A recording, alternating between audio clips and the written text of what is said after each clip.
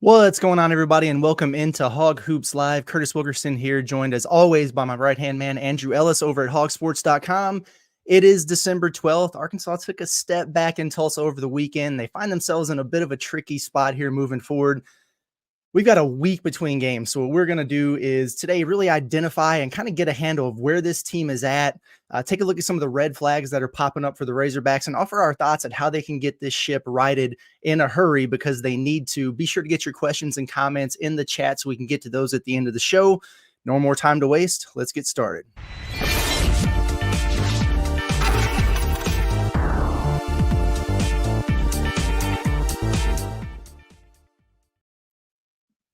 All right, Andrew, man, let's get right to it here. You and I were both in Tulsa over the weekend as Arkansas fell to Oklahoma 79-70 in a game that, quite honestly, was not as close as the final score indicated.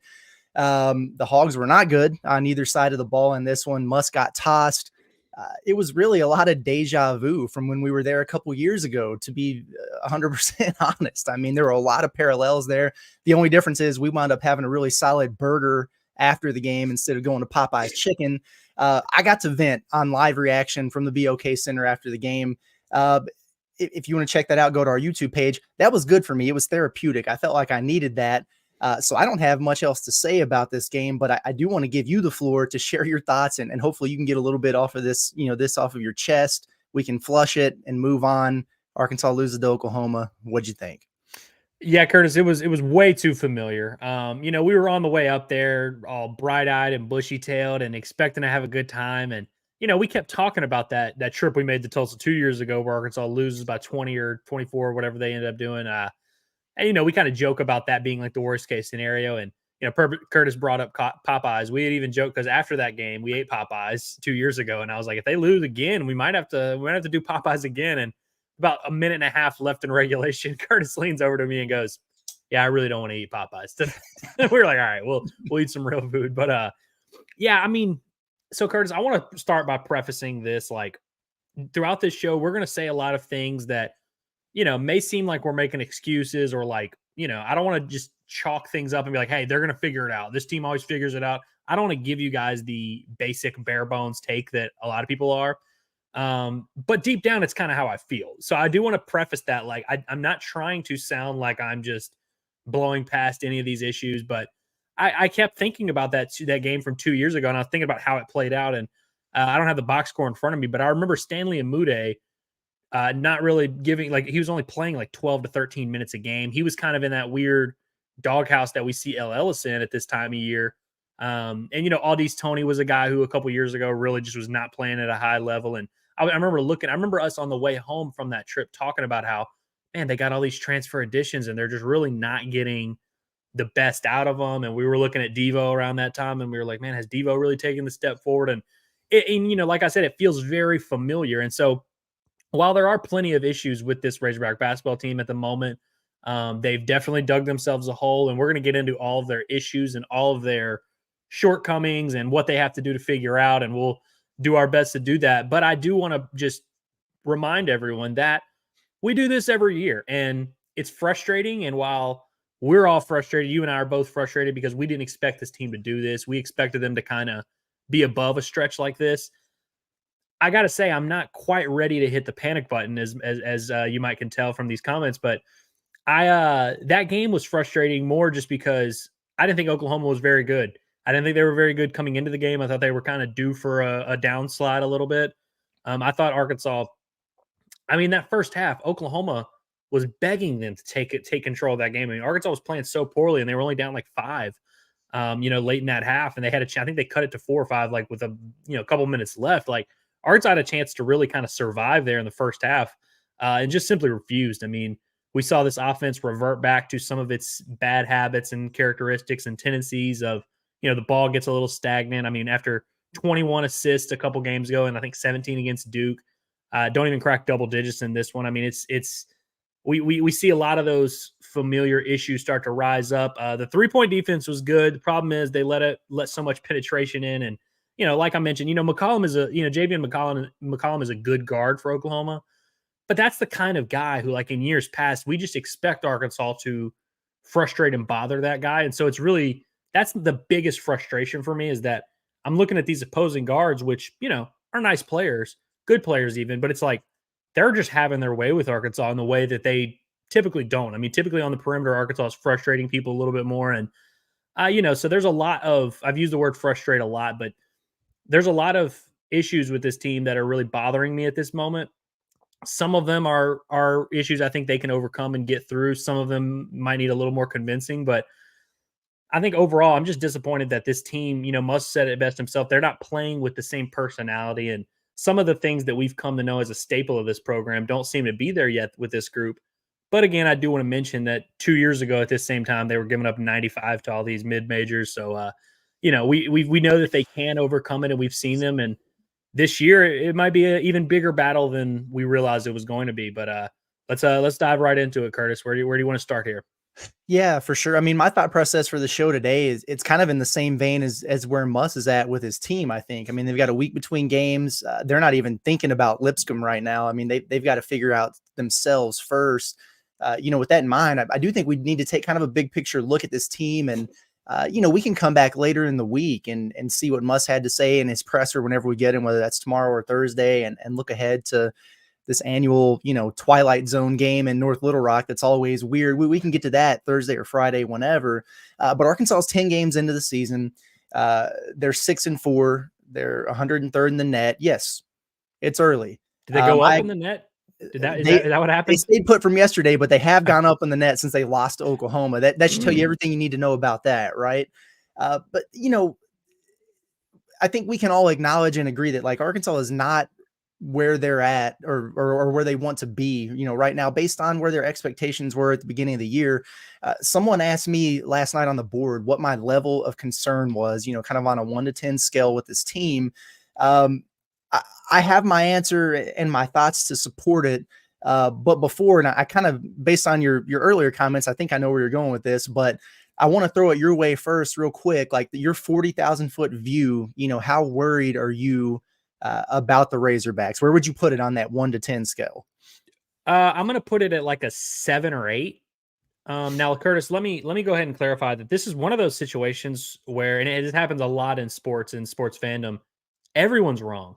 Every single take I've read on the internet's been wrong. You have people who are either like super dismissive of any issues, where they're like, they're fine, this team figures it out, which again is true. And it's something that we could very well see play out. But I think assuming that this team, which has very different pieces and very different makeup, I mean, we've talked all offseason about how this year's roster doesn't really look like, doesn't have the same ingredients that the years past have had, teams that are going to be forged on the defensive end.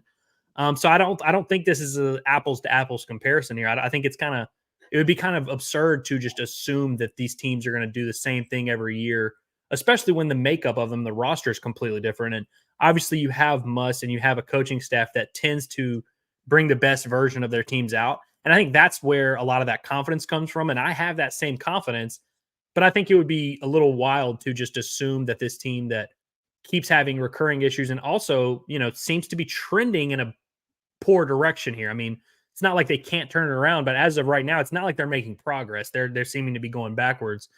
So I think if you're not concerned, then I don't know what you're watching.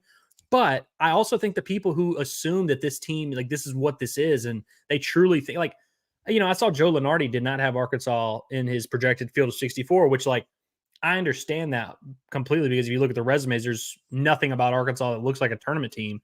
But I think fans, like, if you're assuming that, a lot is not going to change between now and March, like that would be equally unwise. I just think that's kind of crazy too.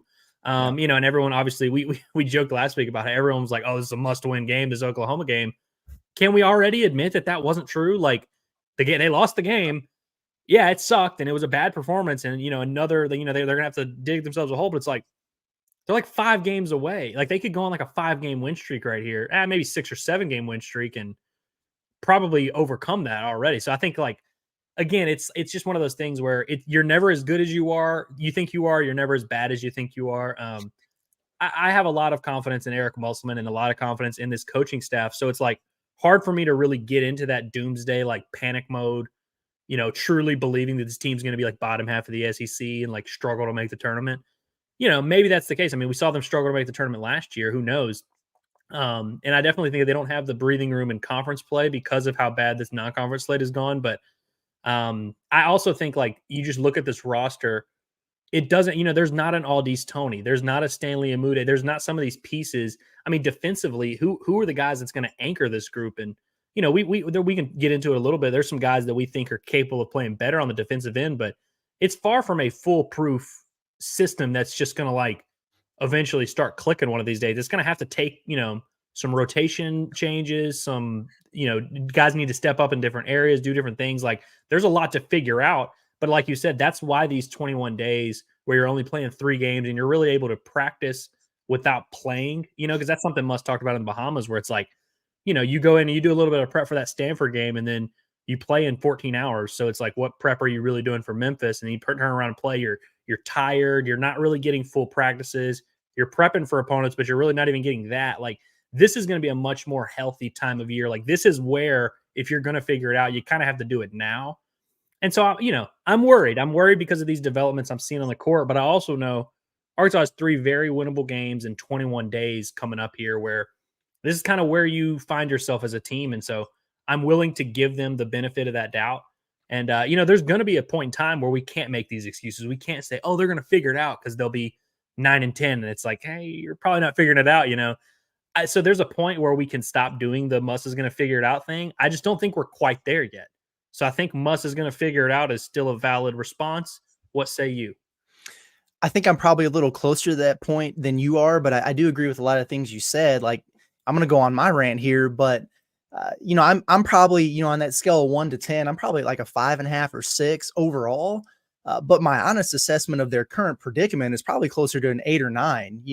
I think the reason I have some comfort is because I've seen the Purdue game and I've seen the Duke game. So I have a firsthand, view of exactly what Arkansas is capable of. Like we've seen it with this group before.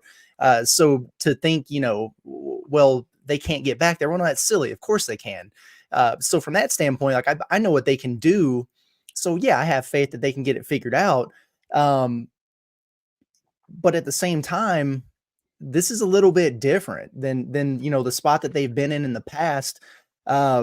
Yes, to everyone who continues to DM me or tag me on the board or whatever, like I know Arkansas has had struggles every year and Muss has gotten them figuring it out and playing well when it counts. I've not been hibernating the last 3 years. Okay. Like I've been there. I've seen that.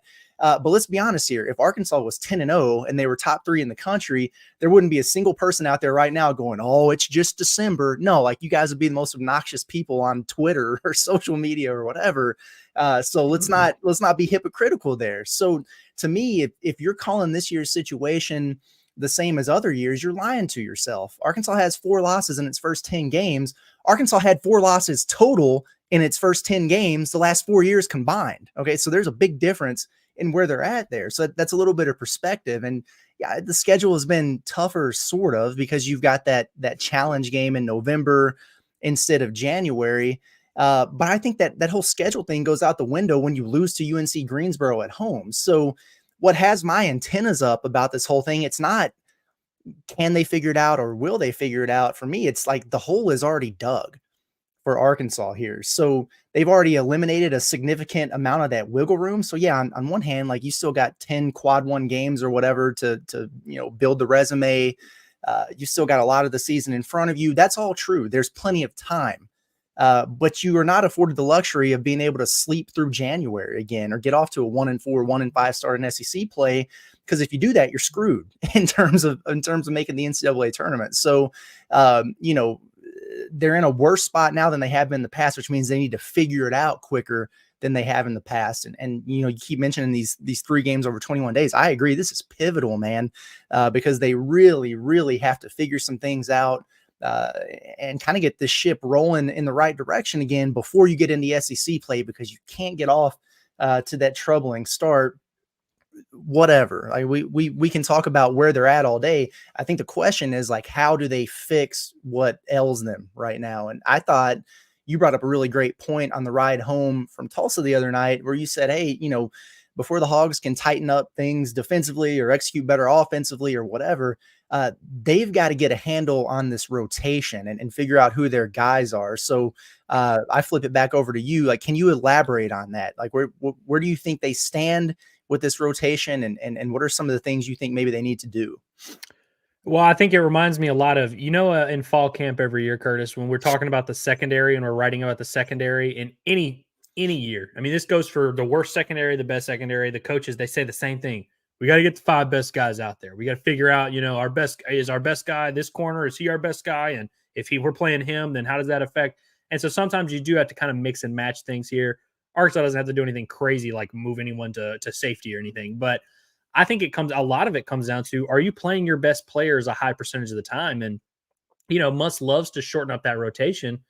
I'm actually kind of surprised it's not shortened up sooner than it has. Like, we see those moments where it's like you can see Muss flips a switch and he just commits to something. Like I remember a couple years ago, obviously going into that Missouri game at home, Muss goes to a starting 5 that had Kamani Johnson and Trey Wade, and I think Aldis Toney was like the 2 guard at 6'7" or whatever. Like it was just a big lineup, and he just kind of committed to that physical lineup and that physical tone setting, and it worked out for him. I think of a couple of years ago, whenever I guess it was 2 years ago before that season, Arkansas was playing Rogers State in an exhibition game, and it was getting close down the stretch. And even in an exhibition, before the season even started, Muss plays like his top 5 guys down the stretch and helps them win that game because he just knew like no more messing around. And I kind of thought that Oklahoma game was going to be this, where Muss was just like, hey, let's just play L 30 minutes and let's just live with the result. Let's just see what happens. That didn't happen. I think a few things have happened. One, all this like constant rotation, which is more than they typically do, especially when the season gets down, is kind of having weird inverse effects. Like Caleb Battle only played 7 minutes in the first half of that Furman game. And it's like, that just is something that is never going to happen in real life. Ellis played 12 minutes total against Oklahoma, or 9 minutes total against Oklahoma, and played 12 minutes the game before. It's like he should be getting more than 20 minutes. And look, we can argue about we can talk about what L needs to improve on, because there's plenty. It's not like he's helped himself here in these conversations because he's not playing well in the limited sample size. But I think like in order to build an identity, in order to build a chemistry, you have to just know who your top 7, 8 guys are. And so, if I'm Coach Musselman, I'm thinking, you have to have these conversations of, do we bring Caleb Battle in the starting lineup? I mean, he's clearly one of their best 5 players. If you don't want to bring him in the starting lineup and want to keep him in that bench role, cool. But like, who are your guys that are going to play the bulk of your minutes? And I think that group, looks like L, Devo, Trevon Brazil, Chandler Lawson seems to be the big man that's kind of emerged the front. So play him accordingly. We don't need to do this thing where we're playing 3 big men, all 12 minutes each, and neither of them ever really get a rhythm, and one of them is usually horrible, and one, it's like, I mean, Chandler Lawson played like the first 3 minutes of the game the other day and then didn't play again until almost halftime. I think, guys like, I think Chandler Lawson, if anyone has earned consistent minutes, it's him. But I just think the constant rotation, and I get it, you've got to figure things out and you got to play guys and play different lineups and see what happens. But it's like, I think Jeremiah Davenport's performance Saturday in the second half just tells you, like, he is the guy that we thought he was, like he's a shooter who can kind of help you, give you a little spark off the bench, and he defended at a higher level than it's crazy. We're talking about all these perimeter defenses. Jeremiah Davenport might be the best perimeter defender on this team. Facts. And he's playing 11 minutes a game. So it's like, and look, we've talked about the Layden Blocker situation, and we can do that again if we need to. I think there's a way for Layden Blocker to help this team. But do I think that he needs to be playing minutes over Ellis and over Battle at times and over Jeremiah Davenport at times? No, I don't. And that's not a knock on him, but I just feel like Arkansas needs to kind of lean on these older guys a little bit here in these next, 3 weeks, if nothing else, just to set the tone from a leadership and kind of role setting standpoint. Let those guys set the tone and let everyone else follow in. And I think when you get that rotation to a more consistent place where Jeremiah Davenport knows he's playing 18 to 25 minutes or whatever it is, Ellis knows he's playing 20 to 25 minutes, it's a little bit easier to fix some of these issues, because instead of just yanking the guy and moving on to the next thing, you're able to diagnose things a little bit better. And so, I've mentioned this stretch here, these next 3 games, but this is really the time where Arkansas has to come away from it. They cannot go into conference play still wondering, what's our best 7 guy? What's our best 5? Who do we want to finish games with? I think these questions, like, I think we're coming to a point where there needs to be a moment like that Missouri game where it's like they just kind of have a plan and stick to it and set that tone wherever they want. Because, we look at it all year. It's not like they don't really have an identity. Like, what's their goal on offense? They have a lot of scorers, but it's not like a consistent, like, hey, this is our best action. When in the game's on a line, we want battle and we want a ball screen with Brazil. Like, they don't have those go-to, like, whether it's sets or actions or even players they want to set up stuff for. We've seen different guys kind of emerge to the top, but I just feel like there has to be some sort of stability and some sort of identity. And I think the only way you do that is through consistency, and that's consistent minutes, consistent rotations, and kind of, just the team that we thought this team was coming into the year. Let's just see it. The team that has Jeremiah Davenport as a seventh man, maybe Jalen Graham and Makai coming off the bench. And, we didn't expect Chandler Lawson to be in there, but it's like, let's just see the team that we thought we were getting, and let's just see what they have. But I feel like to this point, it's been like there's been so much experimentation. And I think Muss would even tell you himself that they kind of have to hunker down here and find an identity and find something that works and roll with it.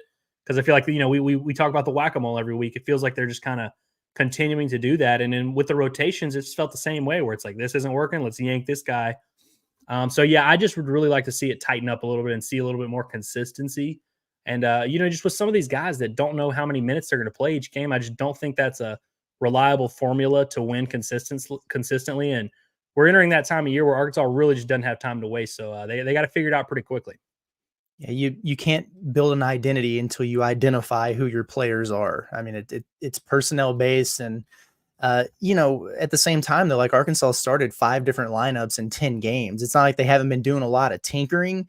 And so to me, like, you have a game like this against Oklahoma, you're 6-4, and you sit at the podium and you're talking about rotations are going to change, roles are going to change. Well, what does that mean? Like, are you going to we're going to see the same change quite a bit. They change just about every day. Well, yeah, but it's the same shit over and over, right? It's like, okay, is it going to be L or Layden at point guard? Is it going to be Chandler Lawson, or are we going to start Makai again at center? Maybe we'll slide Davenport. Like, we've seen all those things so far. So I wonder if they're going to do something a little bit different. You mentioned, maybe battle in the starting lineup. I mean, I wouldn't mind seeing that. Why not? He kind of embodies a lot of those things that Musselman's looking for in terms of, toughness and competitiveness and will to win. Like, he's kind of got that swagger about him. Put him in there and let him rock a little bit. Maybe we could see that.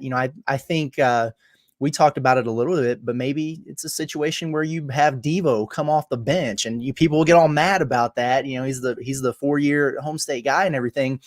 It's really not an indictment on Devo, in my opinion, so much as, for Arkansas, I think a lot of it with Eric Musselman's teams is they begin to trust each other. Coach and players begin to trust each other as the season goes along. That's when you see this team start to click. Muss and Devo already have that, right?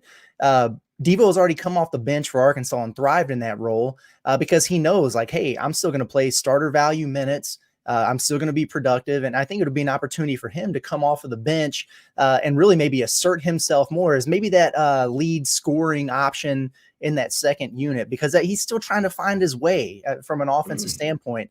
I think it could be a way to shake it up and give you a little bit of I hate the term spark, but whatever. I can't think of a better one right now in terms of the second unit. I'm kind of with you on L. Man, when he's confident and he's comfortable out there and he's just playing and not thinking, he looks really good. And he's going to make some mistakes, and there's got to be a balance there.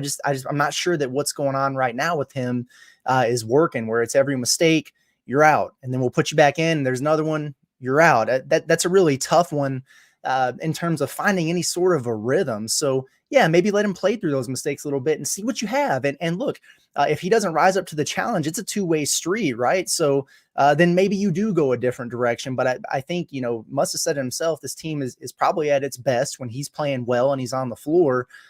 I tend to agree with that. So maybe he'll get a little bit of a longer leash here moving forward. I don't know.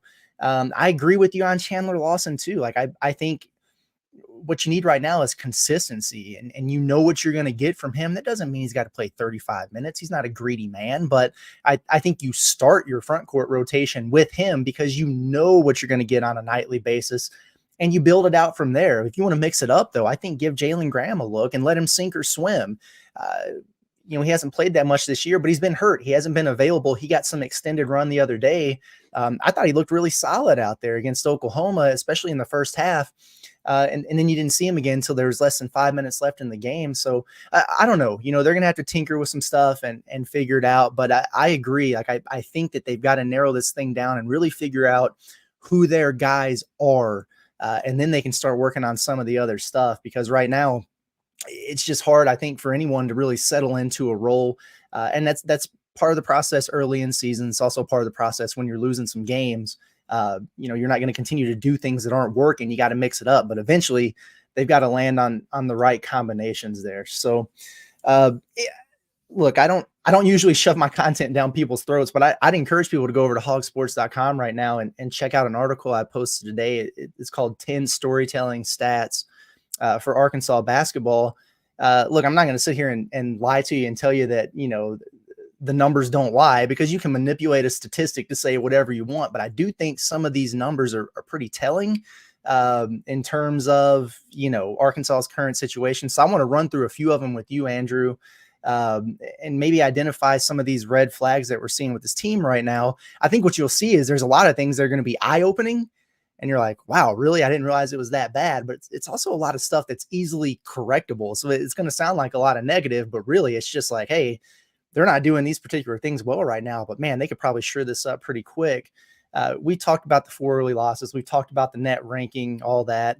I will add on the net, Arkansas could actually move up quite a bit, like in the next few days, even though it doesn't look like that with the schedule. Duke is a win over Hofstra, of all people. I think that game is tonight, from that being a quad one. And that would change a lot for Arkansas, because they don't have a quad one win right now. We talked about it last week. Like, these 3 games coming up are not world beaters, dangerous mid-majors. So they're not going to help you in terms of, quad one victories or whatever. But we've seen, like, you get a pretty good bump if you blow teams out. So if they're able to handle their business, sure, they could be in an okay spot, once you get around SEC play. But let's start with Arkansas's tempo, because I'm pretty sure that we're on the same page.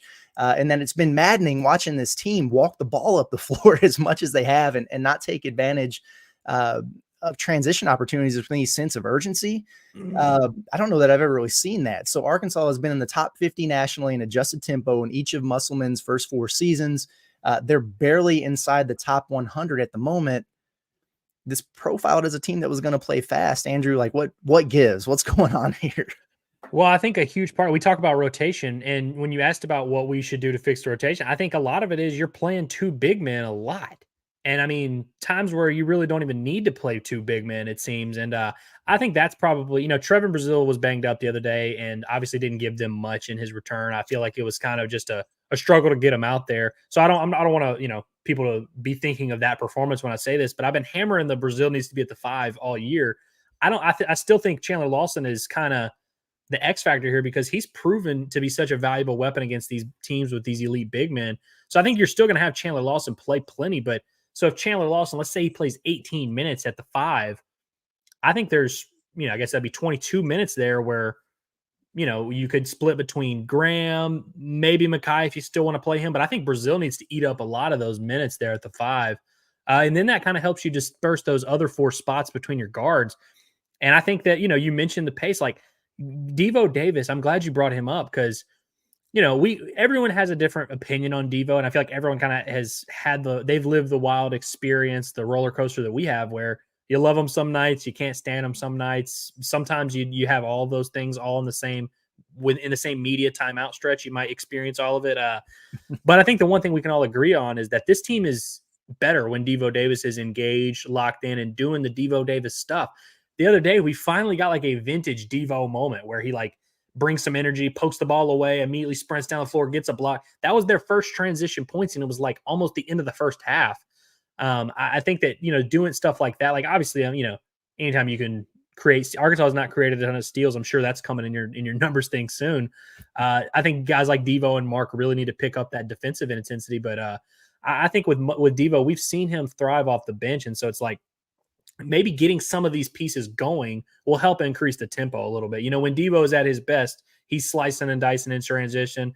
we saw him try to do that extremely unsuccessfully the other day where he chucked up a mid-range transition jumper 1-on-4. I don't know what was going on. Maybe he just felt the urgency of needing to speed up the tempo. I don't know, but I think getting some of those guys, and I mean Ellis, getting guys like that going. Leighton Blocker's another one. You know, when he's in there, he really needs to be bringing that energy, especially if you're getting him to a point where he's only playing 8 to 12 minutes a game.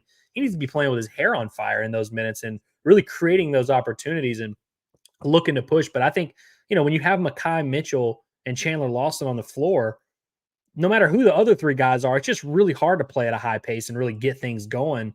And, you know, Arkansas doesn't take care of the ball particularly great. So there's been some really big missed opportunities there. But yeah, it's kind of baffling, but it seems to be like almost deliberate. I can't tell. There's sometimes where I'm like, they have to be intentionally slowing this thing down. I mean, we mentioned times where teams have set up traps coming off of missed shots against them. And it's just, those are just bizarre things. And, I don't know what it's going to take, and I really want to hear Muss's honest opinion of this. We didn't really get to ask him a ton of questions the other day because it was a weird situation and a weird post game setup, and he was not in a great mood. But I really want to hear what he has to say of just like, have they been doing this on purpose? Is it just a matter of these guys needing to find their groove? But I just want to know why, like, if he's as baffled as we are by the tempo being what it has been to this point. Doesn't make any sense. Yeah, it's really interesting. And, you know, Arkansas's transition offense, it's almost like an illustration of their offense as a whole, just not a whole lot of sense of urgency in the operation. We have a great poster on our message board, Swish, who was, I think he was just a couple rows behind Arkansas's bench. And he was saying that there's probably a half dozen times that Muss was yelling, you know, get into the set faster, get into the set faster. It's just so Two shot clock violations back to back at one point. Yeah, exactly. And so, you know, it's a completely different world in some of these games. You know, I thought Furman, obviously they operated a really high level. That Duke game, I thought they looked pretty crisp offensively. The ball was moving, the guys were moving. There was just so much more purpose. You know, you're not seeing those crisp basket cuts that we've kind of grown accustomed to. Not seeing a lot of those hard screens. You know, the guards attacking those screens with a lot of purpose. When they struggle, it seems pretty slow and casual and easy to defend. And then guys are, I think, just trying to make a lot of one-on-one plays to make something happen. It is interesting. And I do have a feeling like that's probably going to be the first thing that we see a difference in. It sounds like Muss is maybe tweaking some things offensively. Obviously he sees what we see, and he sees a lot more than what we see. So I'm sure this has been an eventful week at practice so far. I wonder how much of this is a point guard problem or a lack of a point guard problem. To stick with the offensive theme, like there are 229 Division I basketball teams right now that have a positive assist to turnover ratio. Arkansas ain't one of them. And you do a statistical analysis, you know, every game with your inside the numbers, you pick, you know, a handful of stats that really stand out to you. So I'm sure you've kept tabs on this. I don't know that Arkansas has a major turnover problem. I mean, 12 a game, that's not great. It's not terrible, but they definitely have a lack of an assist problem. Would you agree? What do you think about that? Well, you know, I thought what Muss said the other day was very interesting, where those shot clock violations, those things happen because you don't have a guy directing that traffic and getting everyone set in time and kind of push you kind of controlling that tempo. And I think, you know, when we talk about Ellis, I think that's the biggest reason why he was pulled out of that game is because their offense had absolutely zero flow. There was, you know, nothing was getting set up. And I think that, like you mentioned, it takes them too long to do that. But again, when you look at the numbers, you know, the turnovers, like you said, aren't horrible. The assists are a little bit concerning, but really it's just tough when you talk about transition. It's really tough to create those opportunities when you're not a high steal team. You're a high foul team, so teams are shooting free throws a lot. And it's tough and you're not rebounding particularly well either. So it's like you're giving up a ton of offensive boards and you're not getting steals. Like those are kind of the two major things you create transition off of and create that flow and consistency. And so it's like, if the only time, you know, it's like most of Arkansas's offensive situations are coming off of opponent makes or like in just straight up half court situations. And so it's like, it puts a little bit more pressure on Arkansas to be as crisp and to have those back cuts. And they have to be, we've talked about this last week on the show, like it raises how good you have to be offensively to succeed when you're not getting those 14 to 20 easy points a game, you know, it kind of boosts you up. And so I definitely think like, I think the, you know, you look at this team and, you know, a guy like Ellis, again, not a traditional point guard, but has playmaking ability. He can pass. We've seen Devo, you know, run sets time to time. We've seen him make really nice passes. We know all these guys can pass the ball and distribute and like set guys up. Caleb Battle's another guy, again, not a traditional point guard, but I feel like it's, we've talked about this every year where it's like Arkansas needs a traditional point guard. They need a traditional point guard. I don't necessarily buy that, to be honest with you, just because they haven't and they've been fine. And we've seen a lot of other teams be fine with non-traditional point guards. I mean, look at the NBA and tell me how many traditional point guards you see. So I don't know if I buy that as much as there has to be a little bit more of a flow of, hey, are you running it this time? Or am I running it? There needs to be a little bit more of a, I guess, dispersing of that responsibility between those guys to kind of pitch in and all do their part. And, we can talk all we want about the guys like Ellis and Devo and all these guys. We know they're capable, and we know that they can play at a high level offensively. We've seen them play at a high level offensively. We've seen them share the ball. We've seen some of these guys get out and transition as individuals before. So it's like, this kind of comes back to what I've been talking about a lot, which is like so many of these signs I'm like, I can't see a world in which they continue at this rate, like I just don't see Arkansas having a team with all these offensive pieces and athletic guys and them never being able to really get out and run and put a pace on teams. But who knows? We'll see what the pace happens. But at least offensively, like I'm not super panicked. I just think a lot of it comes back to that rotation and that consistency of just kind of finding your guys and letting them get a rhythm, because what is transition offense? It's being in rhythm. It's kind of getting out and dictating the pace. And it's a lot harder to do that when the rotations are a little staggering, I guess. Yeah. And it, you get more stops, you get more opportunities to get out and transition too. And they haven't been getting a ton of stops lately. And so that impacts it. You mentioned the turnovers and the steals, like all those things will help. I'm with you though. Like I'm frustrated about the offense, but I'm not necessarily panicked about it. I mean, I thought they were really, maybe turning a corner, and then, took a couple steps back against Oklahoma. Ellis, Devo, and Blocker had 0 assists against Oklahoma. Like, that ain't good. And Arkansas only assists on 43.7% of their made baskets. It's 293rd overall in the country. That tells you a lot of what you need to know about, struggles with shot selection, how they're getting them. It's a lot of ISO and dribble creation kind of stuff. They have the guys to do that. But that kind of brings me to another one of the numbers in this story. Trevon Brazil is averaging less than 7 shot attempts per game. From my viewpoint, that's wild, given that he's, kind of your only, clear draft pick. He's gone scoreless in as many games as he's attempted double-digit shots. He's had 2 of each. I know he's not a guy who's going to create a lot of his own offense, but he's got to be able to get to his spots. How important do you think it is to get him more involved and asserted in the offense on a consistent basis? I don't think you can overstate it. I think it's incredibly important. I mean, we talk about, kind of figuring out who your guys are and who's going to take you. I think we learned throughout this year that like when Battle and Brazil are playing at a high level offensively, it's really hard to beat Arkansas. And we've seen their best games are when Arkansas is scoring 90, 95 and beating good teams. I mean, against Purdue, both those guys played well. It's like those two guys, Arkansas is borderline dependent on those two guys. And I feel like when you have Trevon Brazil knocking down threes early in the game, I just feel like it sets a tone that's hard to overcome for other teams. Like when you have the 6'10" guy that you're trying to keep track of him and worry about rim running and he's hitting threes, it just changes the way you defend Arkansas. And so I think getting those guys going, and you mentioned it's not like it's going to be a situation where it's like, hey, let's give the ball to Trevon and let's just clear out.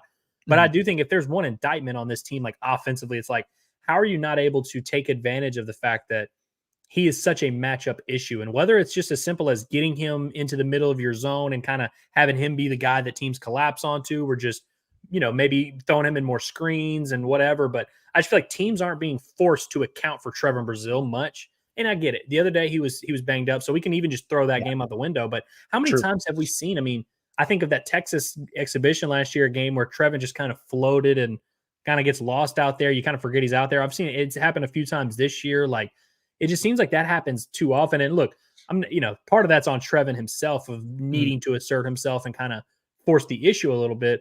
But I also think that like it shouldn't all be on him, because he's not that type of player, and he's not that kind of guy who you want being a ball dominant. Like, we don't want a bunch of Trevon Brazil post ups. But I just feel like with what Arkansas is doing offensively, I mean, Battle and Brazil are the two guys I think of where it's like teams better have a for real plan on how to go about those guys and track them all over the court. And so I think not having Brazil involved in your offense much kind of limits your upside a little bit, especially because of how dangerous a matchup issue he is, and just how much of a headache that is for other teams. So I feel like it's almost like the game against Oklahoma kind of like lets them off scot-free because he's not super involved in your offense. Even if it's just as simple as passing it around and giving it to him in different spots and seeing how the defense reacts. I definitely think, with his shot attempts, they have to be up just because I think he's such an efficient and valuable, scorer. But I also just think in terms of how teams defend you, that guy in particular, Trevon Brazil, I think is kind of the key to unlocking whatever the highest ceiling for this offensive team is. But the flip side of it is he's going to have to defend at a high level if so much of this is going to go through him, and especially we're going to try and go small like this. I think Trevon Brazil might be as important as any Razorback on either end of the floor. I just feel like he's kind of the key to whatever the best version of this team is, whether you think that's a Sweet 16, Elite 8, maybe it's just being an 8 seed and making the tournament, which at this point seems like it'd be a win. Whatever that highest ceiling is, I think Trevon Brazil is a massive key to it. Yeah, I mean, he's averaging 6.7 shots per game. He could double that, and I wouldn't even blink twice. I mean, I'd be 100% okay with that. And I don't know, how you go about it. They did start using him in some more ball screens early in that game against Oklahoma. As you mentioned, like you could tell he wasn't 100%. So yeah, we want to wash that out. I'm totally cool with that. But yeah, maybe more rim rolls. I wouldn't mind seeing him get some touches. In the short corner or whatever, just in face-up situations, see if he can rise up over guys and knock down those little jumpers without having to put it on the deck from the perimeter and pull up off the bounce. He's gotten better at that, but it's still a work in progress. So I wonder, like what his spots are. And how many times has he touched the ball from either elbow, like free throw line area? Like I feel like I don't see him. It's very rare, and they do a lot of that, with their center. So if they're playing more small ball lineups, then maybe he gets those looks more. That's the one thing about Muss that I'm always fascinated by, because the dude is unreal in terms of finding matchups that he likes and being able to exploit those. And he's going to have a mismatch with TB more often than not. So I wonder how he's going to start utilizing it moving forward. I'd be really surprised if we didn't see an uptick in his shots. But we'll see. We'll see when it comes along, and maybe it's somebody else who emerges. Who knows? But man, I don't know. I feel like a lot of people are probably listening like, dang, does Arkansas do anything well? I mean, of course they do. Okay, I'm glad you said that, because I was just thinking about it. I was like, man, we're getting a little negative. I do want to make it very clear. Like, we're saying all this like this is the end of the world or anything, but we also are going into this with the knowledge of, like, we've seen this man, Eric Musselman, create these weird puzzles, and this is just kind of his process, Mm-hmm. And I think, there's maybe a deeper conversation to have in terms of, like, why does this happen? Like, why is this such a consistent theme? Like, I texted Curtis the other day. I remember betting on Gonzaga like 5 or 6 years ago before he was at Arkansas, and they lost at home, like a home game to like UNLV by like 30 or something. Like the year they went like 32-4, they had like a random home loss against UNLV. And I remember being like, that was bizarre. But obviously I didn't think Eric Musselman was going to be the head coach of the Arkansas Razorbacks. But it does seem to be like almost part of his process where it's like he almost breaks the team down just to kind of see what rises to the top. And so, yeah. Maybe one day we'll get the answers from him on why this seems to happen. But a lot of this seems to almost, I don't want to say by design, because I'm sure Eric Musselman did not design Arkansas going 6-4 and playing poorly in a lot of these games. But I do think there's something to be said about it's like, that's just kind of how this formula goes. And sometimes it takes Arkansas, we talk about like, oh, this Arkansas, they'll figure it out. They do the same thing every year. But if you go back and look, like, it kind of happens at different points every year. I mean, think about that team with Justin Smith and Moses Moody, like that first real good Musselman team.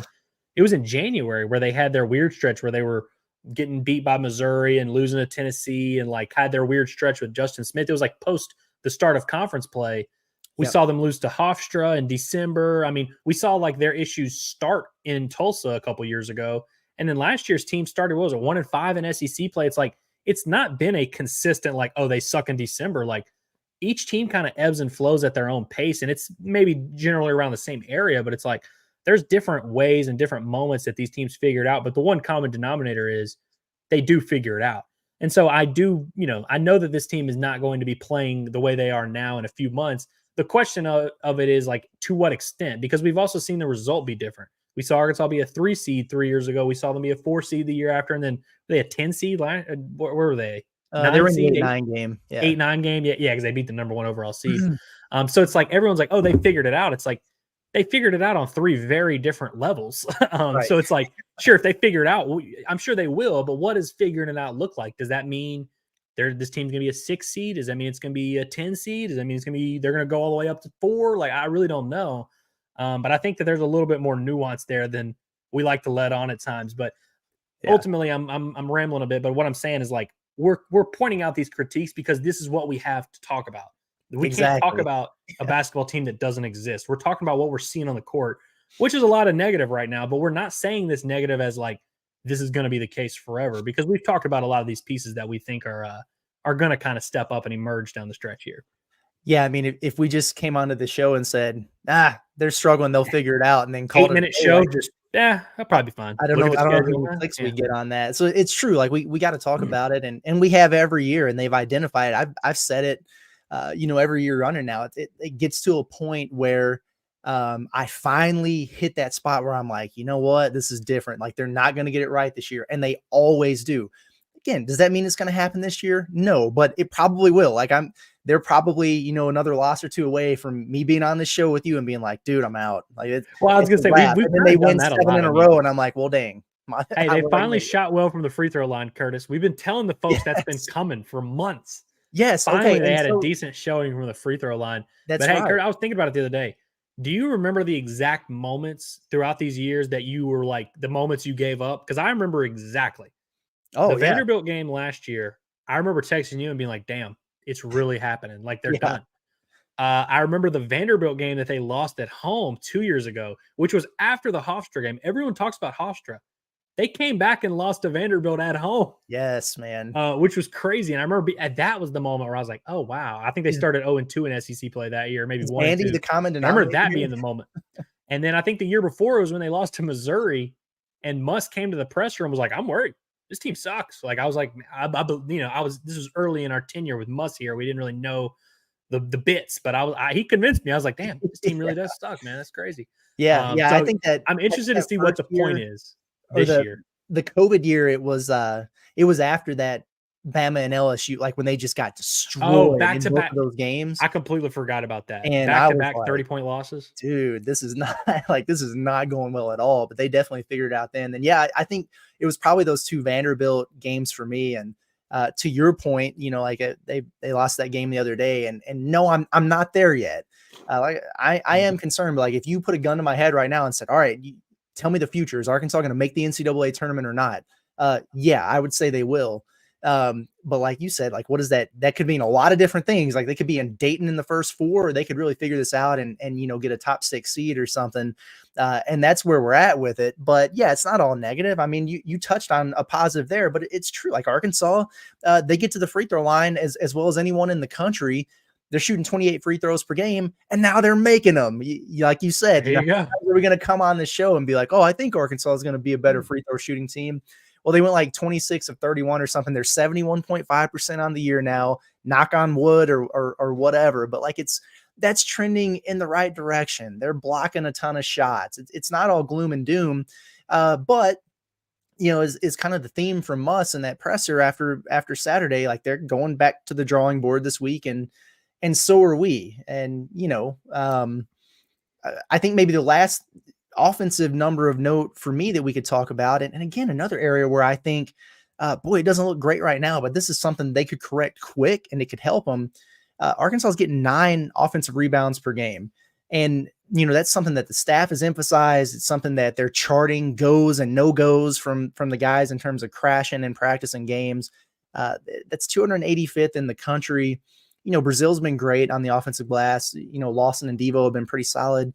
Other guys, not so much. I mean, Tremont Mark has 0 offensive rebounds in 10 games. Caleb Battle has 1. Jalen Graham has barely played, and he's only 1 shy of what Mekhi Mitchell has gotten the entire year. I don't know, man. Like, they're shooting it better, so the floor is more spaced this season. The crashing lanes are there. Is it effort? Am I making too big of a deal out of this? Like, what do you think about the offensive rebounding? Yeah, I mean, it's definitely an issue, and it wouldn't be as much of an issue if they weren't giving them up on the other end. You can't do both, That's true. Well, it's crazy. Like, we talked about the rebounding last week, and we kind of thought Oklahoma, there was a little bit of fool's gold with that, or at least I did. I kind of was like, I see this top 25 rebounding, but I thought it was going to be a matchup. And Musselman himself even said, like, he had a little bit more confidence than the numbers indicated because he knows that they rise to the occasion against good teams. This was really the first time we saw them not do that. I guess the North Carolina game, they got out rebounded by 10 or 12. Like you could probably count that one. This is really the first time we saw them like have an issue that they knew they needed to fix and not fix it right away. So yeah, I don't know if it's effort. I'll tell you who didn't get any rebounds on the offensive end is Jeremiah. Actually, he might have gotten an offensive one, but Jeremiah Davenport.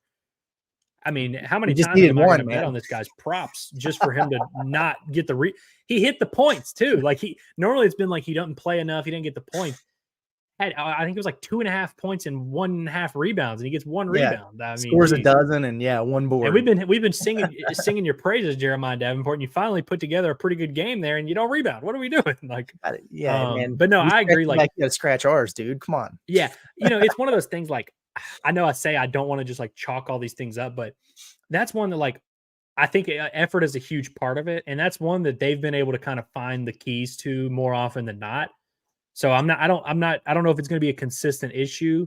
I don't think rebounding is ever going to be a strength for this team. I think we can go ahead and just chalk that out. It's not going to happen. This is not going to be a good rebounding team. The question is now if they can just put pressure on teams in other areas and, maybe cut into that offensive rebounding margin a little bit would be nice. And, I don't think that small ball is necessarily going to prevent Arkansas from rebounding well, because I think other teams are going to have to adjust to that. And it's like you mentioned, it's not like Mekhi Mitchell's just been collecting bricks over there. I mean, so it's not even like going big has really helped. And I think that's part of what's frustrating to me about all this is like Arkansas has these clear and identifiable issues, and it seems like big men don't help them solve either of them. Like your perimeter defense is horrible and you're not rebounding well at all. You are blocking shots, which I will go ahead and tell you right now is a fool's gold stat, because 100%. Arkansas getting more rim attempts against them than anyone because your teams are just going right to the rim. I mean, Muss will tell you that himself. But, I think it's just very – I know I keep just kind of circling everything back to Arkansas needing to go small, but I think the rebounding is a huge thing to look at there, because as much as we would love that, we can't – the small ball idea only works if they're going to rebound and create havoc and kind of put pressure on teams. And so – but it's not like it's working now, so who knows? Maybe it is just time to just trying to switch it up a little bit. Who knows? Yeah, maybe so. Anytime Muss goes into a press conference and he starts teeing off on changes are coming, rotations, roles, and everything like that, I always get excited for what's to come next, because those bricks are outlandish stuff, man. Like who knows what notebook he goes back to from his NBA days and gets some kind of wild idea like he did. You mentioned that Kamani and Trey Wade lineup a few years ago, and I could have put 100 different lineups together and it wouldn't have been that. But it worked for him, and that kind of, it changed a little bit, but that kind of sparked a turnaround for the team. Like eventually it's going to happen. I'm just sitting here like racking my brain of, okay, well, what's the combination going to be? I don't know, man, but let's get into the defense real quick, and then we'll get into some questions and comments. This is, I think, the classic example of a Musselman team where he does things a little bit differently on the defensive end of the floor than probably a lot of these guys who have played elsewhere. It takes time for him to figure out and start picking up what he's putting down. Every year they wind up getting it right. I mean, they've been top 20 adjusted defensive efficiency at the end of the last 3 seasons. But early in most of these years, they really struggled. And you can go back to, his very first year all the way through now. They eventually figured out. But hey, it has been a struggle so far. I mean, they're 56th, I think, in defensive efficiency at the moment. They're 13th in the SEC in scoring defense. They're 261st in 3-point defense. That 10 players have scored more than 20 points on them in the last 8 games. They're 333rd in the country in fouls per game. That's a lot. I think we both agree on what the main culprit is, but what is going on here, and how do they flip the script? Because I still think that they will get it right on this end of the floor. Well, they're really committed to that drop coverage, and the idea, and obviously, we talked about the shot blocks. They're blocking a lot of shots. I think that their idea is thinking that teams are just going to be pulling up for mid-range jumpers against them, and that's going to be. But really, what it has turned into is teams are just blowing past the guards, and those ball screens are. I've never seen ball screens be more effective than against this Arkansas defense. One screen is all it takes to get a dude wide open to the rim. And they're kind of this teams are like getting running starts going to the rim. And so it's like, I don't know if they need to just start switching everything. I don't know if they need to go just like full zone. I don't know, but Curtis, I'll tell you, we talk a lot about things that are like due for progression for Arkansas. I'm not 100% convinced that the defense is. I think they're due for a little bit. Like they were giving up 11 threes a game. Like we knew that wasn't going to Right. continue. And there's a few things that I think they'll probably force a few more steals here and there. But years past, like I mentioned the team 2 years ago a lot because I think there's a lot of parallels. But that team was struggling defensively, but it never made sense even in the moment. Like you looked at it and you're like, Aldis, Tony, Stanley Amude, who ended up being a good defender, like Devo, Jalen Tate. You're like, this group's going to suck defensively, and Jalen Williams is playing in the NBA. It's like, I think that it didn't make sense why that group was struggling. This year's team, you kind of look at the roster and you're like, I could see there being. I mean, we talked about it preseason. We kind of thought they would be further. They would be, not as far along as they were defensively. So it's like, that's one. I'm not convinced this is going to be some great defensive team ever. Now, is that going to be like a downfall? I don't know, because I think if you look at the teams that win the national title every year, they're top 10 offensively in efficiency, scoring, whatever it is. Like offense is how you win championships in college basketball, especially in a single elimination format. You just have to be able to score the ball. And so it's like, I don't even know if Arkansas has to be defensively elite or even as good as they've been defensively the last few years, but they can't be stagnant offensively. And so it's like, we can talk about the defense all we want and where we need them to fix it. And there's definitely areas in it. And we talk about the whack-a-mole a lot. Like it was 3-point defense. They cleaned that up. But so, they definitely need some improvement, but I don't know if I'm sold that they're going to get this drastic turnaround, but I'm also not convinced they necessarily need it. What do you kind of agree with me on there? Yeah, I think, just with the roster construction, it strikes me as a group that would probably give up a little bit defensively to get better offensively and find more of a balance there. So yeah, I do agree from that standpoint. I think for me, I still get the sense that some of these guys, and I felt this way even a couple of years ago with a guy like Amude. Remember how bad he was defensively at the beginning of the year? Yeah. And then he wound up being a really good perimeter defender for him. But the whole time I was watching him from like the beginning of the year through early in SEC play, I felt like he was just thinking too much. Like he was a half step slow on everything. And he was the guy that was getting popped for threes over and over and over. And I feel like I see that with a couple of these guys now. And I think the further along you get into the season, the more comfortable they'll get. And so there will be some self-correction there. And I also think Devo and Tremont Mark, listen, that was supposed to be kind of the foundation of your defense. And I'm not trying to knock it. It just hasn't been. Like they have not lived up to those expectations so far. But I think we've seen enough from Devo to be able to reasonably expect him to be a competent to above average. I mean, he was all SEC defense last year. Tremont Mark comes from that program in Houston that's built around toughness and like it's a non-negotiable there. You don't play if you don't defend at Houston under Kelvin Sampson. And it's the same thing here. So I've got to think that eventually those two are going to be able to rise to the occasion, and that's going to help. Now I'm with you.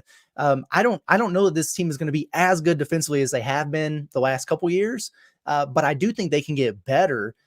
Right now, the on-ball defense is kind of non-existent, and that's something that Muss said on his radio show last night. Like, hey, there's no more excuses when it comes to keeping your man in front. Like, it's just going to happen now moving forward. And I don't know how you like press a magic button and just automatically get good at that.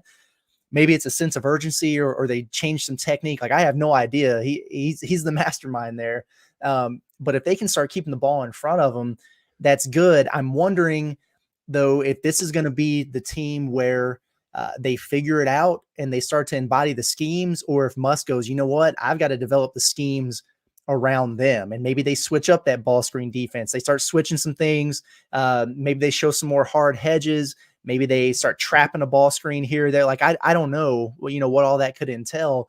But I wonder which one of those things is going to happen, because he's not going to continue to let this happen. So it's either he's going to find the guys who are going to figure out what he wants them to do, or he's going to go, you know what, I've got to adapt and change some things to fit the personnel that I have. I think, for Arkansas to figure this thing out sooner rather than later, they probably need to start picking up what he's putting down. And if it becomes a situation where they have to make a bunch of wholesale changes to what they're doing philosophically, we might run into a situation where they hit some struggles going into the SEC play, and we're really getting, on into January going, like, when is this turnaround going to come, man? Like, is it going to happen? So I don't know, but I'm I'm very, very interested to see what this team looks like when they take the floor on Saturday in terms of personnel, in terms of what they're doing and how they're operating. I think it's going to be a very telling experience one way or the other.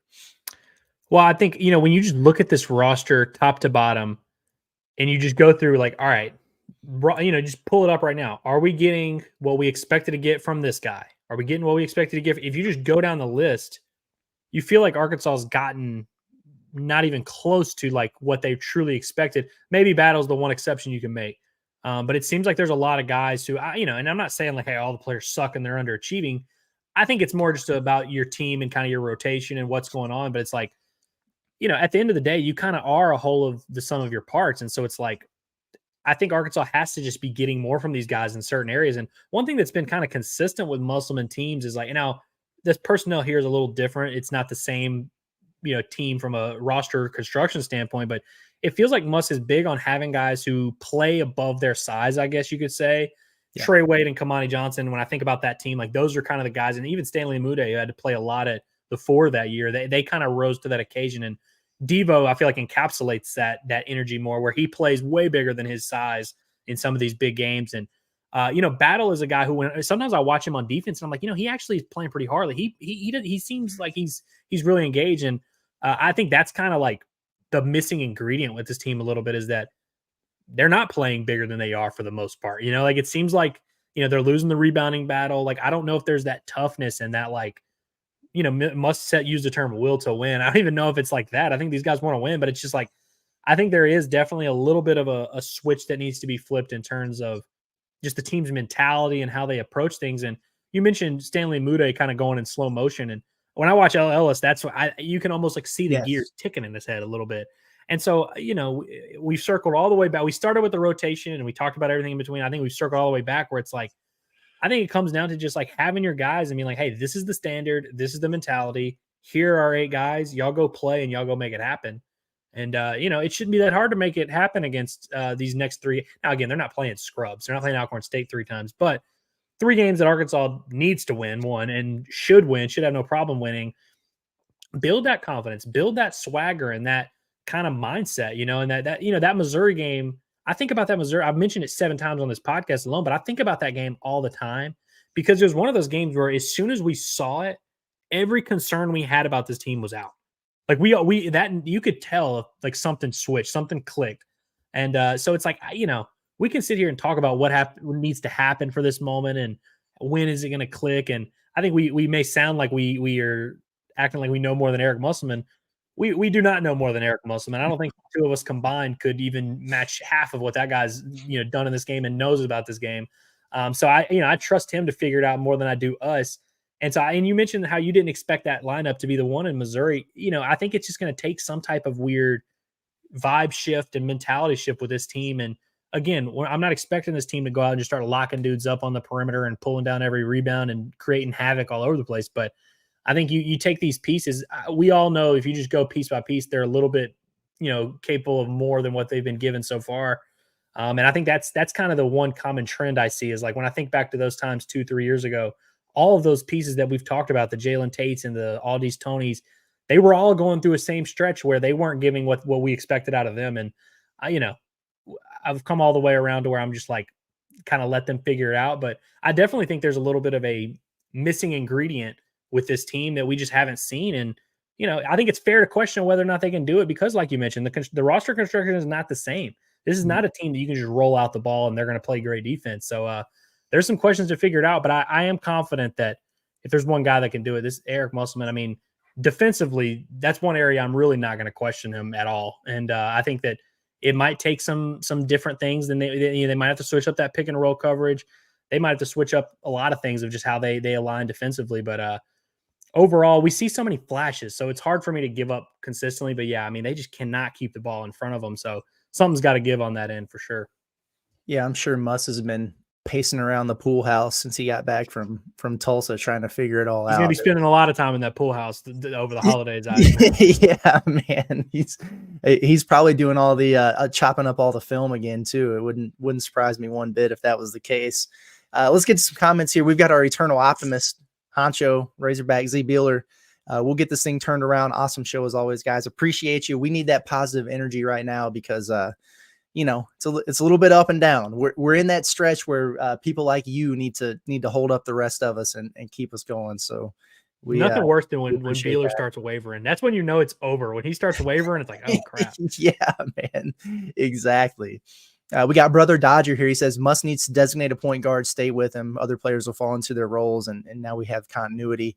I think I agree with that. And again, like I can't say it enough. Like it is a two-way street, like, yeah, they need to figure out who that guy is going to be and stick with him. But like, that guy also has to emerge. And to this point, I'm not sure that that's happened with anyone. So I don't know, like I would like to see Ellis get a longer leash. He's kind of that guy who, like we said, when he's rolling and he's playing, with freedom and confidence, he's going to make some mistakes, but I think he's got a lot of upside for this team, especially getting them rolling offensively.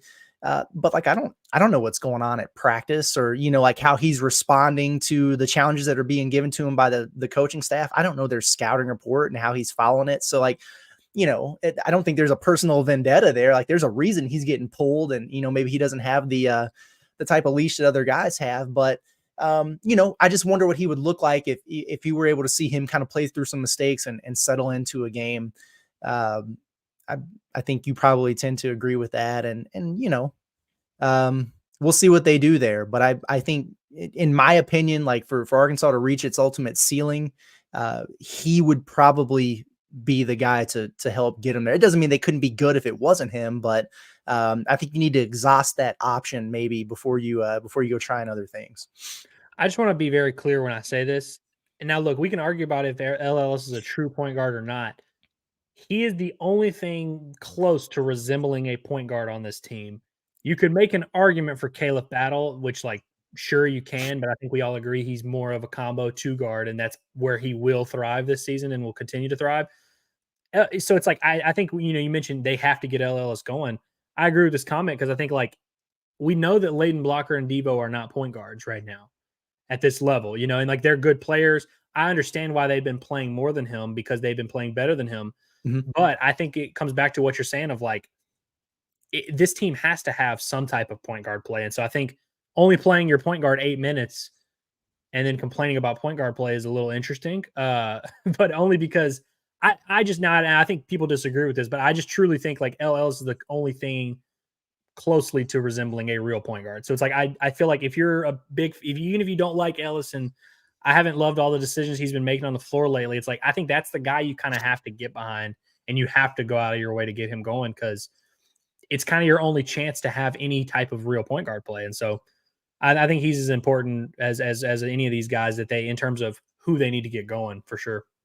Yeah. And I think, let me be clear. Like, I think there's a role for Blocker on this team. Like it's not a situation where I'm like, oh, no, like this dude can't play. No, I don't feel that way at all. Like I feel about Layden kind of in a similar way to how I felt about freshman Devo, where, I think right now, like, yeah, he can initiate from time to time, like whatever he gets it and wants to go in transition, do that, man. But I kind of like him, without that pressure on him of having to be the true freshman. That's kind of the floor general for the offense. Like, nah, move him off the ball. Let him serve as that guy who's a really good cutter and a hustle player and, an intense defender that brings that energy and that explosive play. Like there's a role for that in my opinion. But I don't know that comes at the expense of what they might need out of a guy like Ellis at the point guard spot. Let's see. Yeah, this is interesting. David Stewart says shooting continues to hurt us. Need to find a way to get our best shooters on the floor, especially since your defense is suspect regardless. The defense is definitely suspect right now. I don't think I'm really worried about their shooting. Now they get into ruts where like Saturday, the shot selection kind of stunk and what were they, 4 of 18 from 3 or whatever, but a lot of pull-up threes. Yeah. And so if the shot selection's there, I mean, it's been pretty good. They're definitely way better equipped to knock down shots than they were last year. And I keep going back to something, Andrew, that we talked about last week where, I mean, you've got Devo and L and Jeremiah Davenport who are shooting a combined 26% from 3 right now. And they've made 21 total. they're going to get up towards their average. Like that's going to improve. And so right now you have a team who's shooting better than they were last year, significantly. You've got some reliable guys in Battle and Brazil and even Mark shooting the 3-pointer. And so if you get those guys kind of added into that mix and shooting the way they're capable of, I mean, this is a team that, to me, that, I think that's probably one of their strengths more so than a weakness. Maybe I'm wrong. No, I agree with you. And I think a lot of it, I mean, just to go ahead and hammer home the point and stick to the bit, I think a lot of it comes down to who you're playing. I mean, if you're playing Ellis 8 minutes and blocker over, 20, what did he play the other night, like 24 or whatever, you're giving up a lot of shooting there. If you're playing Mekhi Mitchell and Jalen Graham a lot of minutes and you're not playing Jeremiah Davenport a lot, you're giving up a lot of shooting. And if you have Trevon Brazil banged up and Devo not making threes, you're giving up, it's like there's a lot of these trends that are pointing to Arkansas giving up shooting in service of other things, except they're not really getting those other things. Instead, they're just not getting this shooting. So it's like, with this team's improved from 3-point land already. And we talked about it last week that we think they're due for more. And I still think that just because, all these guys that we mentioned. And so I think a little bit of it is comes down to who you're playing, but I'm glad we saw some signs of life from Jeremiah Davenport. I mean, if he had come in and gone 1 for 5 in that game, Curtis, I don't know how we can keep hammering, doing the bit. And I mean, and same with Ellis to an extent. Like we've been doing the Jeremiah Davenport thing, and he finally starting to do it. We can't if after 3 games Ellis is still not creating assists, turning the ball over, and taking pull up threes, then we got to adjust. But I think getting some of these guys on the floor and getting Trevon also. I mean, having Trevon healthy, and he knocks down a 3 in the opening 5 minutes, you're spacing all of a sudden. You're a completely different offensive team, and so I think there's a lot of those trends that I am optimistic about for Arkansas for sure. Definitely. Here we go. James M says, as always, Muss will figure it out, yet media always questions him. Last year, it was, we ain't going to the tournament. Why are we doing There's that? one thing that we don't do. We don't really question much. I mean, we talk about things that go on with the team, things that Musselman himself agrees with. And if he wants to, if he wants to correct us, by all means. But I think we've been pretty open about the fact that we trust Muss more than anything. And that's the reason why we're talking about a 6-4 basketball team and talking about all the things that we think they can do, is because we believe in Eric Musselman. So it's, I don't, and did you say last year that they weren't going to the tournament? I don't remember saying that. No. Because their But net if someone was else in the top 30 Twitter the entire time. It must apply to all of us. But yeah, that's still, I mean, look, they're not playing well right now. So we're going to talk about it. Like, it's just like they're not playing well right now. So Muss is going to vent about it in press conferences, and he's going to go to practice and work on the things that they're not doing well. It's just, who doesn't believe in Muss right now? Muss.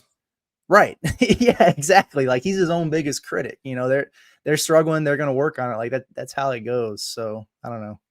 Weird energy. Let's see what we got here.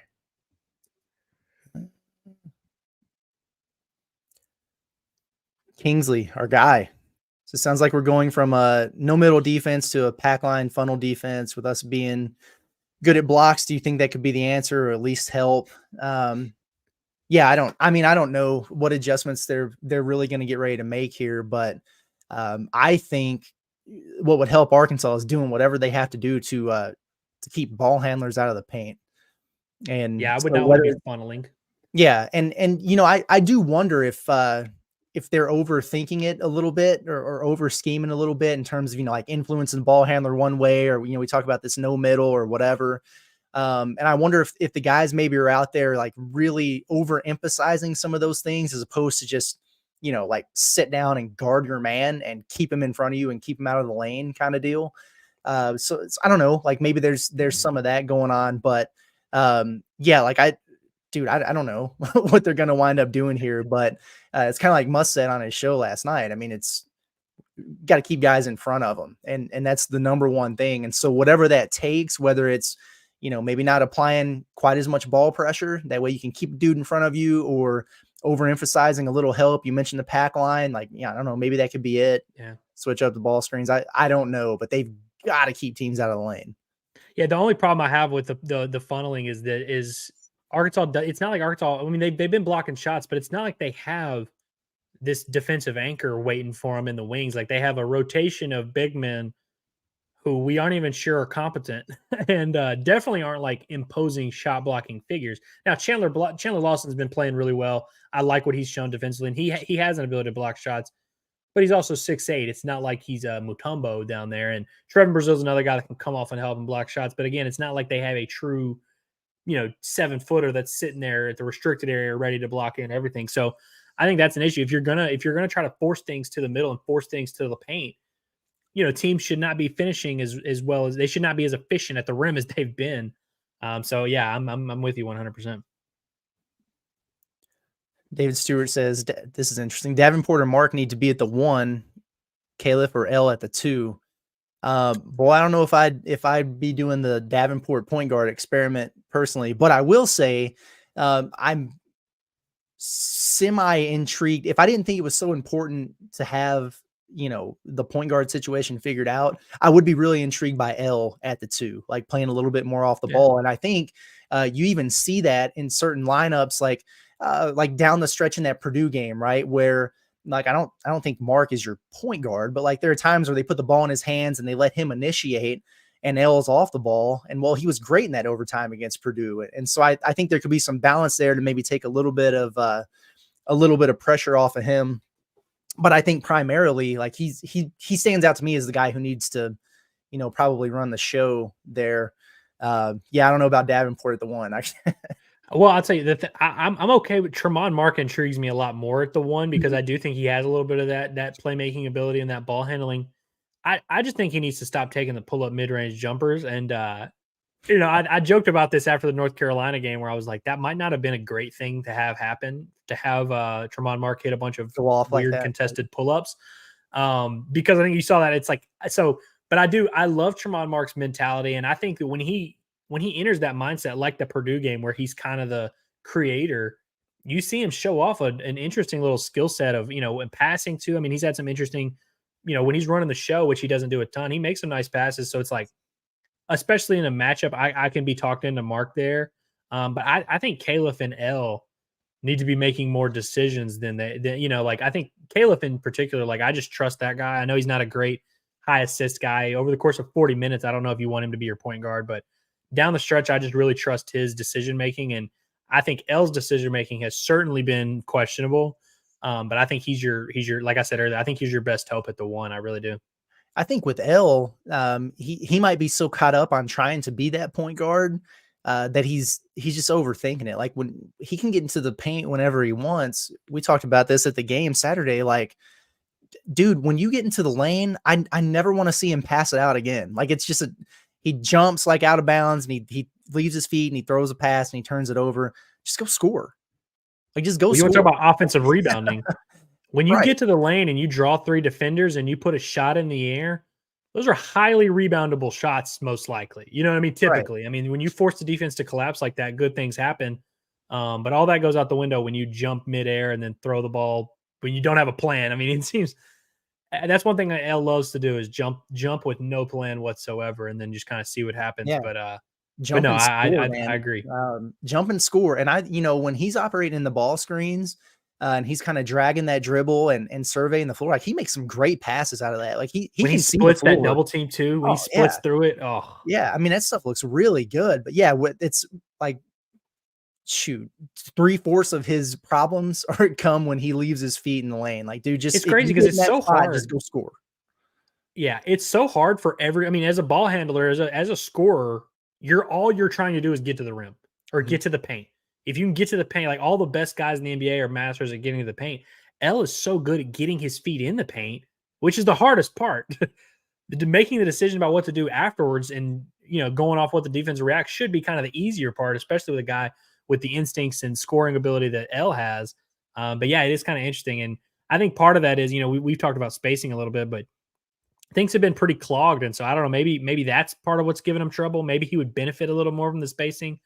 I don't know, but yeah, I think we can keep hammering the bell for Ellis, but the decision making has got to meet us halfway there a little bit for sure. Definitely. Let's go through just a few more, and then we can get out of here.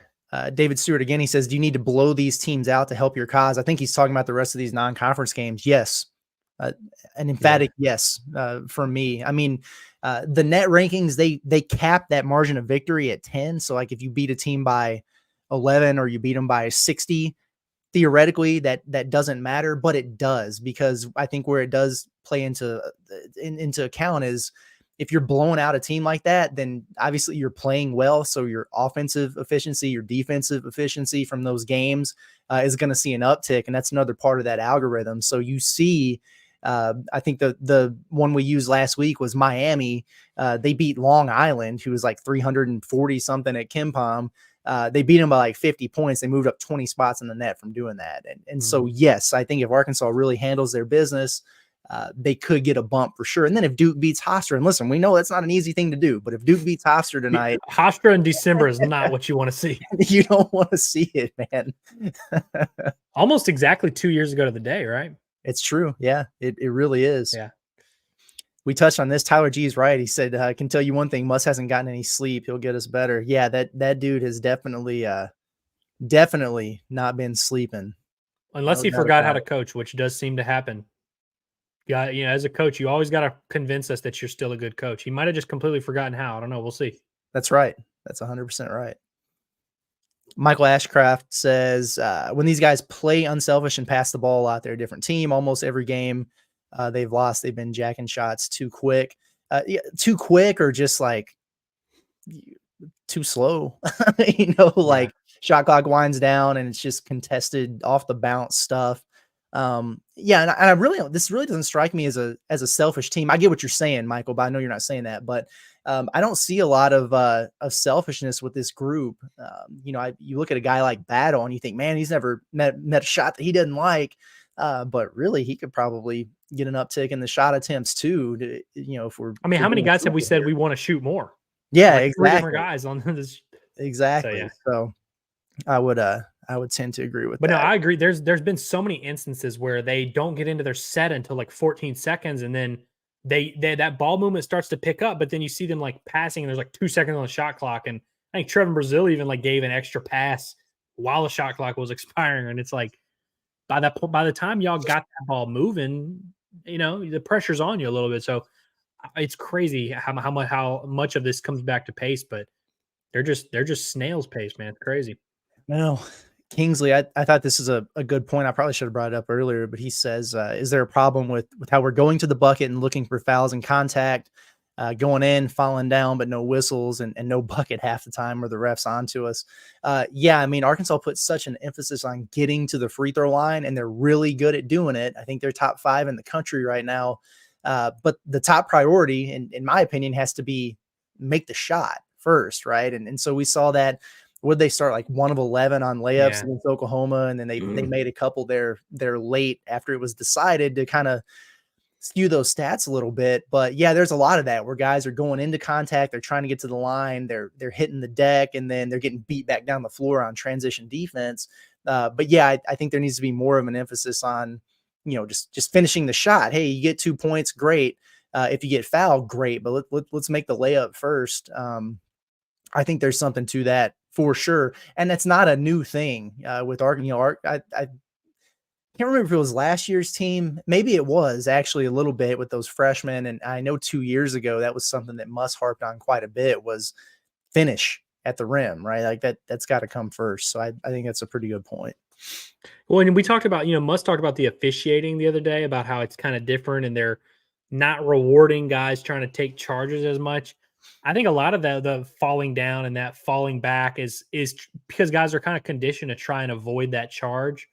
And I think there was one the other day where I think Battle went up against a guy who was trying to take a charge, and he went up confident. And I remember being like, "Oh, that's a charge," and they gave him a block, and I was like, "Oh, okay." And I think that was kind of the living embodiment of like the shift that Arkansas needs to kind of make a little bit of, instead of. I thought it was hilarious that Muss mentioned that they fall down trying to get shots at the rim, but. Yeah, maybe it is just as simple as going up with confidence, and rather than either looking for the foul or hoping to avoid a charge, just like go up and, attack that rim, and good things typically happen.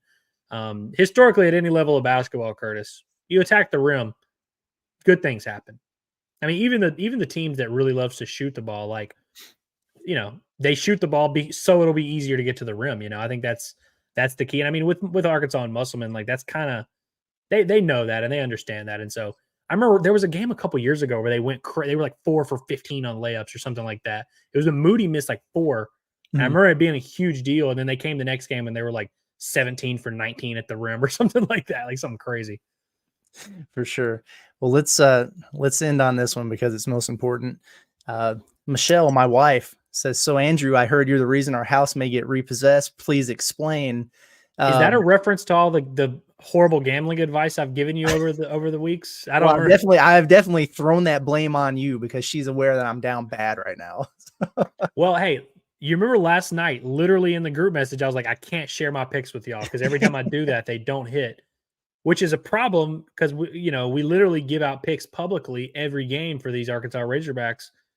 When I give out picks publicly, they don't hit, but behind closed doors, I do well. Yeah. So maybe I need to just stop sharing stuff with you, and I don't know. Let me make my own mistakes. I do that pretty well as it is. So, hey, but anyone listening, we're making it all back because Leon Edwards is going to put a dent in Colby Covington's forehead at UFC 296. Everyone tuned in, the biggest pay-per-view of the year. Patty the Batty, ever heard of him? Money to be made this weekend, folks. That's what I was going to tell Michelle. That's all Friday stream will be. We're going to go live. We said we were going to be doing 2 shows a week, but we didn't mention to y'all that the second one is going to be hour and a half of mixed martial arts. No Hoop Hogs. So we'll just have to see how it goes. It's a big weekend. It's been a small setback for a big comeback, and UFC is going to help with that. Before we go, Curtis, I'm getting chirped in the comments here. Yes. Oh, wow. Yeah. Kyle Jesse said, you what, in Andrews. This reminds me, Kyle Jesse. Smile on my face knowing the Rangers took them down in front of their home fans. Your response? Well, in front of me, because I drove from Birmingham to Houston to go to Game 6 of the World Series, or to the ALCS. Great trip with my beautiful girlfriend Hillary. We spur of the moment. We were at a wedding, and Jose hit that home run to win Game 5, and I was like, "Let's go! We're going to Game 6." And they did not win. So congrats. But I was going to say, in April, a fan came up to me, a Rangers fan, and I was wearing this exact hat. He came up to me and he was like, "Oh, you're cheering for the second place team in the division?" And I remember at the time being like, this dude's really chirping me about the division standings while my team is coming off a World Series and we're the dynasty of the decade. I mean, come on. And now they beat us. Now they actually did it. So it's like, you know what? Hats off to you, Rangers fans. Hopefully one day you can achieve what Houston has achieved this decade with the great moral standing that we're in. Well done. That's a good response there. I think we're done here. Again, like we said, we want to try to start doing this show a couple times a week. This is a perfect week for us to do that. Stephen Bradley. What? Okay, hang on. We got to backtrack now. Is that Stephen? Hopefully he didn't say anything out of pocket. Says, Curtis, you always skip my comments. Well, let me go back and find your comment, Stephen Brimley. Let's see here. Where are we at? There we go. Okay, you were in the middle. Let's see what you got here. Defensive off-ball rotations and transition defense are big issues, and offensive screen and rolls are pointless when the rest of the team isn't moving off ball to create more spacing and driving lanes. I agree with those things. Yes. I agree with those things. Transition defense has been a surprising struggle for me, especially with Arkansas not getting on the offensive glass the way you thought they would. Like, it's one thing if you're crashing the glass like crazy and you're gobbling up offensive rebounds, but maybe, as an aside that you're giving up some transition opportunities, but when you're not doing either, I don't know, like that's probably not ideal. So give me one or the other, I think. The screen and rolls, I kind of agree with that. Like, I would just like to see a little bit more sense of urgency maybe on those, like get up there and set that screen and let's have those guards really attack off of that and put some pressure on the defense. And I'd like to see them set it a little bit lower too. And it's just a philosophical thing for me as an old coach that doesn't know half of what Muss does. But what I was seeing Oklahoma do was they would set up through some early action their ball screens, and they were setting those things like inside the 3-point line or right on the 3-point line. And you come off the corner of that and you're already in the lane. And that's really, really hard to defend. It puts you in a tough spot. Arkansas, I think because they're emphasizing spacing, like they're setting those things all the way out near half court. You might turn the corner on it, but then you have a lot of space to cover and a lot of time for the defense to kind of recover and get in their rotations a little bit. So I don't know, like we used to put an emphasis on really trying to set those as low as possible to put more pressure on the defense. You got to have, good shooters in the corners to space it out a little bit if you're going to do that. But yeah, I mean, just a little more sense of urgency maybe there would be I think, beneficial. yeah, if we're talking about areas that Arkansas is probably due for some more success, I would say their pick and roll ball handling. Those guys have not been making plays at a consistent enough rate, which is Mhm. kind of interesting because, I mean, we've seen all these guys make – I mean, Devo – I feel like Devo's been one of the better pick and roll ball handlers Arkansas's had every year he's been here. I feel like he's thrived in those situations. Obviously, Battle can make shots at anywhere on the floor. Like all these guys. And so I don't know if it's maybe just like you mentioned, setting it too high. Maybe it's the big men aren't rolling and they're not presenting that pressure. Maybe it's the fact that Trevon Brazil isn't setting most of these screens. Maybe I don't know what it is, but it does seem like Arkansas's screen game has not been productive. Like it seems like they haven't been able to get the looks they've wanted to out of those pick and rolls, which I feel like are usually pretty money. And so that's probably something they're due for a little bit more production in for sure. For sure. Steven, I got you, man. My I bad. got you. It's my bad. Last one, Kingsley. He says real quick, a new over-under for Texan ejections. Man, I don't know. Dude, preseason when we talked about this, we set the numbers like low. Ejections were like 0.5 or 1.5 or something. Arkansas had 4 techs in that game, or was it 3? Let's see. Chandler Lawson got 1. Musk got 2. Was there another one? I think it's just those 3, right? Yeah, maybe that was it. They had 3, or they had several in the Bahamas. Yeah, there were 6 total because there was offsetting with Chandler and whoever it was he got into one with. There was 6 total though, right? One of them was just only Oklahoma though. Yeah. And when Musk got teed up, there was another guy that got teed up with him, but obviously Oklahoma shot 2 free throws because Arkansas had 2 of them. But yeah, that was wild, man. Here's what I will do. Let's set the over under on ejections for Musk for the rest of the year at 0.5.